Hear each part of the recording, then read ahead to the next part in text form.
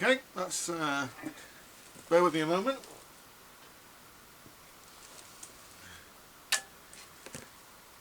Right.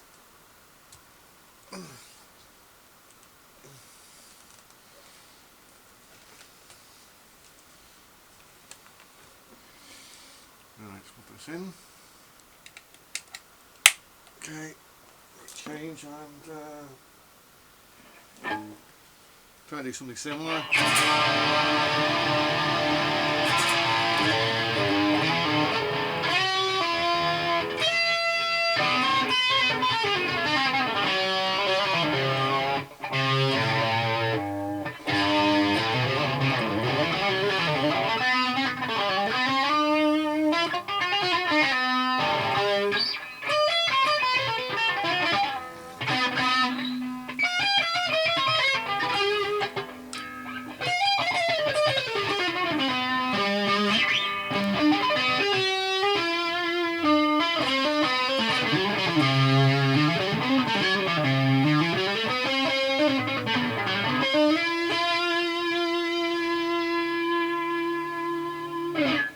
Yeah, slightly different.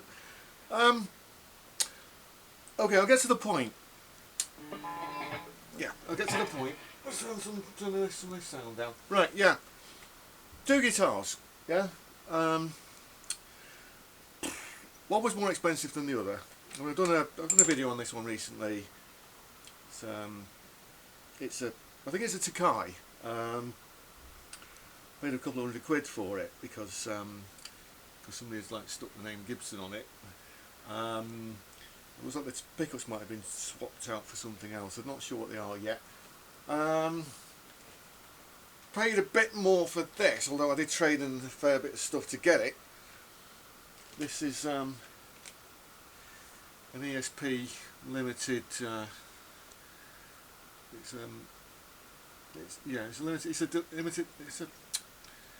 Was it the EC 1000T Deluxe? Serial numbers, etc. Basically, yeah, Les Paul copy, but in the style like a Les Paul custom with a flame maple top. This one's got like Fishman Fluence pickups on it, so I know what they are. Apparently, like if you pull this out, then it makes them a bit more like PAF pickups. So it should theoretically sound more like this one. But this did cost a lot more money. So yeah, I'm talking about like why guitarists end up like selling their guitars, or why you end up like hoarding stuff and you know, perhaps getting a bit too much stuff, and you know, and some of this comes from that Jeff Beck Guitar Auction, which you might have seen recently. And I mean, like Christies of London. The whole thing runs to about just under 7 hours, and that's everything, all the guitars, all these effects pedals, everything, the lot. And in that, you know, like there's a lot of repetitions there. You know, like a lot of the time, what would seem to happen would be, you know, that Jeff would be out on tour, and he sees something. Oh, that looks cool. Yeah, how much do you want for it? Right, okay. And quite famously, you know, there's a Telecaster he used quite a lot. I mean, there's a video with Jeff talking about his guitars, and you can kind of see where Nigel Tufnell came from if you watch that video. But there's this bit where, you know, like he's got this Telecaster, and it's sitting in this case, and like he's talking to the road manager, and he's saying, well, that looks interesting. I'm saying, no, Jeff, it's not for you, it's for somebody else. And then he sort of like looks at it. Yeah, but it's cool though. No, I'll have that. Right, puts the money down, and then that becomes like one of his main guitars. And then there's another instance where one of those rarities, a fan comes to him backstage, flight case. Jeff, what do you think of this? '54 Stratocaster, hardly played. Do you want it? Yeah. So then he takes hold of that one. And then of course, like John McLaughlin, quite often coming to him on tour, with flight cases and things, saying, "Hey Jeff, look at this, look what I've got." And then he's like, "Oh no, I've got enough guitars. Go away." Yeah, but you haven't seen this one. And it's this white Strat, the white Strat he used on the Wired album, and it played like a dream. And then of course he ended up with that one. And then of course in that auction there's those Ibanez prototypes, that people were still bidding on them. So like you're thinking, there's like those frantic bidding to get this thing, and then there's the next lot on the auction is a guitar which looks practically the same, so you may have missed on that one, but there's like another 4 or 5 coming, but these things didn't go into production. So he's basically like somebody like Jeff Beck, being on tour or being famous or being like that household name. He's going to accrue a lot of stuff. A lot of it he's not going to use. A lot of it's going to be like keeper stuff, like that '54 Strat, for example. And like some of the other things, like it's too valuable to take on the road, so it just stays in storage or wherever. And so you just end up like hoarding all this stuff. Well, like somebody like Jeff would end up hoarding all this stuff. But with this demonstration I've just shown you, it's quite easy to fall into a similar trap, even though I'm not Jeff Beck, and neither are you. I'm not criticising your guitar skills, but and I'm sure you know what I mean. That they're like I don't know if anybody is gonna that level of like celebrity and ability. That something like Jeff Beck had. First of all, those 3 ex-Yardbirds guitarists, Jeff Beck, Eric Clapton, Jimmy Page. And no matter how you try, their celebrity is just set in stone for basically like the all rock history, like going forward, and there are others, that. So if they're accruing all this stuff, and we're not quite as famous as that, but just just like them because they're slightly different.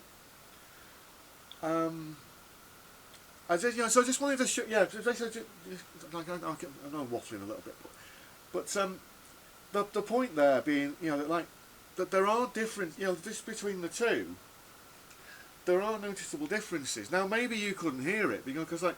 Certainly my playing style, I'm going to be favouring certain phrases over others. I was slightly rushed in what I was doing, of course. This one having like the Fluence pickups on it. It's going to be a hotter sounding guitar. The red one, because like the pickups are more vintage voiced. It's going to be a bit more subtle.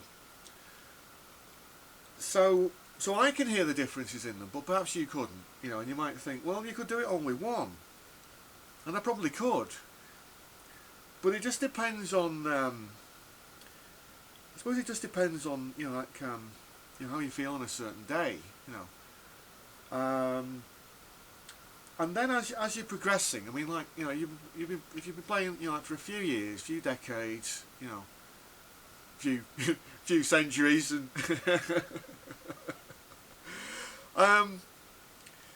but the longer you're playing, the more your actual musical tastes will change as well. So you'll find you're growing out of certain like styles of playing. It goes back to that that famous line from St. Paul about putting away childish things. It just means that you moved on a little bit more. It's no longer relevant. Like when you've maybe when you leave home, you go to university or whatever, and then you go back and then you really clear out all your toys and your old clothes from when you were at school and stuff, and you can keep, obviously, you want to keep some of it, but you're not going to be the same person you were when you were, when you were younger, So there is this thing about, like that you end up collecting stuff which you're not using anymore, I mean, I've recently, I've got a really cool guitar coming up, and I actually traded one in, which is like it's a guitar. I mean, it's I got it. I got it for a steal. I got it almost like 20 years ago in the summer, and I got that for a steal even then.